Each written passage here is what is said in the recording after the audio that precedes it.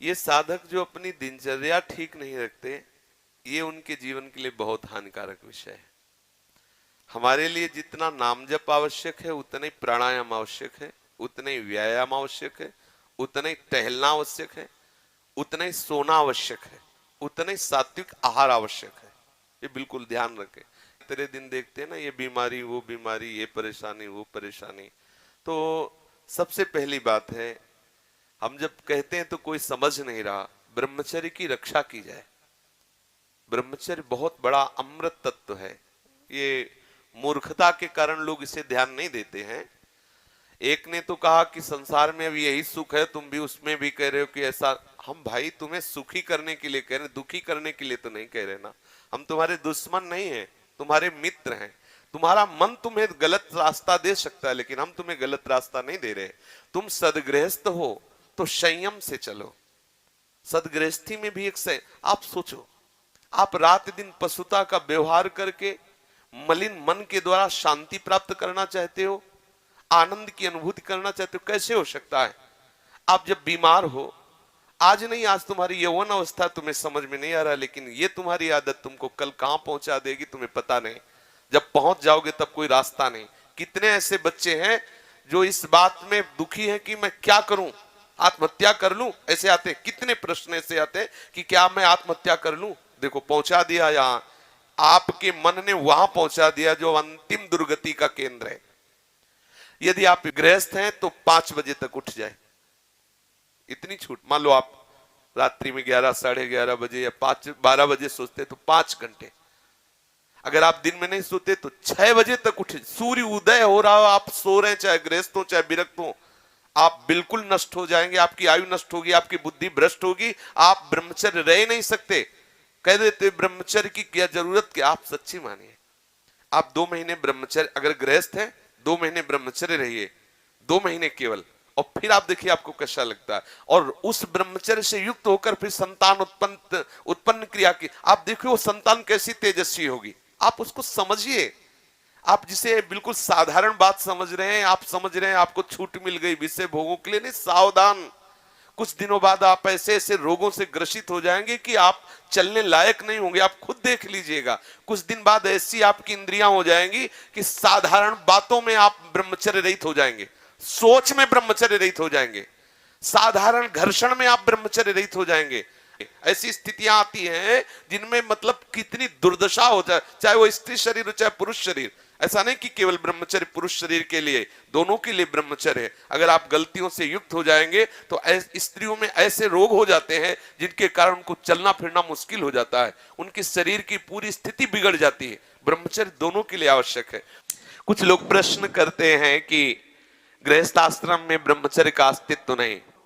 आप देख लो, अगर साल 2 साल में आंखों में कम ना दिखाई देने लगे तो बताना। अगर घुटने दर्द करें, कमर दर्द करे, चलने पर आपको चक्कर आने लगे, देखना, खुद देखना। एक शरीर है, उसकी एक नियत क्षमता है, आप उसके अनुसार चल। गृहस्थ का मतलब ऐसा थोड़ी कि तुम्हारे लाइसेंस मिल गया भोगों का कि तुम मनमानी गंदे आचरण करो और तुम स्वस्थ। शरीर है तुम्हारा, कोई सोने चांदी का थोड़ी बना है। सोने चांदी का भी घिसोगे तो पतला जाएगा, वहां नष्ट हो जाएगा। भाई किसी भी चीज को इसका एक संयम है। देखो हमने पढ़ा है, शास्त्रों में भी पढ़ा है, जब भगवान गरुण जी की उत्पत्ति करने का संकल्प हुआ ना कश्यप जी को, तो 10,000 वर्ष तक ब्रह्मचर्य रहे। और फिर जब माता विंता के गर्भ में आधान किया तो अरुण और गरुण जैसे महापुरुष पैदा हुए। अगर आप 5 वर्ष ब्रह्मचर्य रहे केवल इसलिए कि जो हमारी संतान हो वो बहुत देशभक्त, हरिभक्त, बलवान, विद्वान, ज्ञानवान हो, और आप नियम से दोनों भजन करो, और 5 वर्ष बाद गर्भाधान करके संतान उत्पत्ति के शास्त्र सिद्धांत, अगर वो महापुरुष ना पैदा हो तो बताना। अब ये खान पान ठीक नहीं, आचरण ठीक नहीं, पवित्र नहीं हो। एक किसान भी खेती को सुरक्षित और तैयार करता है तो उसमें अच्छी फसल होती है। तुमने ब्रह्मचर्य को जाना ही नहीं, इधर उधर से हर तरह से भ्रष्ट आचरण, अब वो संतान कैसे हुई? अब देखो हंसी मजाक की बात है, हम देखा गोदी में चश्मा लगा है, भगवान गोदी में है, शुगर है 500। अब बोलो इनको जवानी आएगी कभी? क्या हुआ? ये गलतियां हो गई, संयम बर्ताव नहीं किया गया, वीर में वो सामर्थ्य नहीं रही कि संतान को तेजस्वी ओजस्वी बना सके। अब इन बातों को कहा जाता है गुप्त रखो, गुप्त मरो।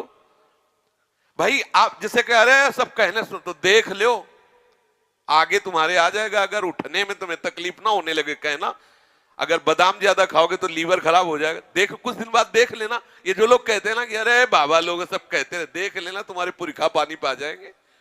तुम तो हमारी आत्मा हो, इसलिए हम तुम्हें प्यार से समझाते हैं। जैसे हम कहते हैं तुम ब्रह्मचर्य रहो, हस्त मैथुन मत करो, गंदे आचरण मत करो, व्यभिचार मत करो। ये ब्याह की जो एक प्रक्रिया है आपको एक सीमित बांधने के लिए है कि आप भ्रष्ट आचरण न करें, आप धर्म से युक्त होकर भगवत मार्ग में चलें, आराधना करते हुए एक आराधक की तरह एक संयमित जीवन व्यतीत करें। लेकिन वो माना जाता है कि बाबा लोग हैं। कुछ लोग कहते हैं पहले खुद को देख लो, बाबा लोग जेल में हैं। एक खेती में सब फसल एक जैसी नहीं होती। अगर कहा जाए कि सब दुकानदार बेईमानी होते हैं या सब खेती में एक ही जैसी फसल नहीं, कोई गन्ने की भी फसल, गन्ने में भी कई क्वालिटियां होती है, आलू की भी कई क्वालिटियां होती है, ऐसे अलग अलग वृत्ति है, अलग अलग भाव है। तो हमारी बात को आज अगर नहीं मानोगे तो कल तुम्हें पछताना पड़ेगा, पक्का समझ लीजिए। संयम से चलो, गृहस्थ धर्म में रहते हुए भगवत प्राप्ति के योग्य हो जाओगे। जब आपको ऐसा लगे आपके पास तो व्यवस्था है, लगा कि अब मैं नहीं रह सकता, तो भगवान ने आपको इसीलिए रास्ता दिया गृहस्थ का कि आप पति पत्नी मिलकर के काम पर विजय प्राप्त करें। इसलिए नहीं दिया कि आप भ्रष्ट होते रहे। समझिए, आपके पास किला है, किले की आड़ से आप अपने को बचा सकते हैं, लेकिन विरक्त मैदान की लड़ाई है। ये जो लोग कहते हैं ना कि गुप्त रूप से नहीं, भूल न दे कुमार, ऐसा नहीं होता। तुम भ्रष्ट आचरण वाले, तुम्हारे पास चश्मा ही नहीं जिसे जानते हो कि कैसे विरक्त रहते हैं। रात दिन जलते हुए सच्चिदानंद तत्व में स्थित रहते। तुम्हें क्या पता, तुम्हें लगता है बाबा लोग हराम की खाते मौज मस्ती से रहते, हमको उपदेश करते हैं। अगर हमारी तरह तुम बैठ जाओगे ना, जैसे हम तुम्हें कह दें कि ऐसे रहो, तुम्हारे होश उड़ जाएंगे। ऐसे तुम खिलवाड़ समझते हो क्या? मनी राम को पकड़ के ठीक प्रभु के चरणारविंद में लगाए रहना, तुम इसे खेल समझते हो क्या? एक बार भगवान शंकराचार्य जी ने देखा कि वो मछली पकड़ने वाले वो ऐसे एकदम एकाग्र हुए, ऐसे नहीं, वो बंसी डाल ऐसे बैठे हैं। नजदीक गए, बोले भैया कितने रुपए कमा लेते हो? बोले सुबह से शाम तक लगे रहते हैं, 50 रुपए तो आ ही जाते हो पहले के समय, शंकराचार्य जी के समय। बोले ठीक है, हम तुम्हें 2 घंटे के 50 रुपया दिलवाएंगे, बस तुम आश्रम में बैठ के नारायण नारायण नाम का कीर्तन करो, बढ़िया भोजन मिलेगा, चलो लिवा गए। अब वो आश्रम में कहा बैठो नारायण नारायण करो। जे ही बैठे और नारायण, तो उनको आग लगी। बोले महाराज हमें वो ठीक, वहां अगर एक को नहीं मिले तो ठीक, तुम्हारे यहाँ नारायण नारायण नहीं। भजन करना जानते हो, कोई खिलवाड़ समझते हो? थोड़ी देर निर्विषय होकर मन को प्रभु में लगा के देखो क्या दशा होती है। तो वास्तविक जीवन जीने की चेष्टा करो।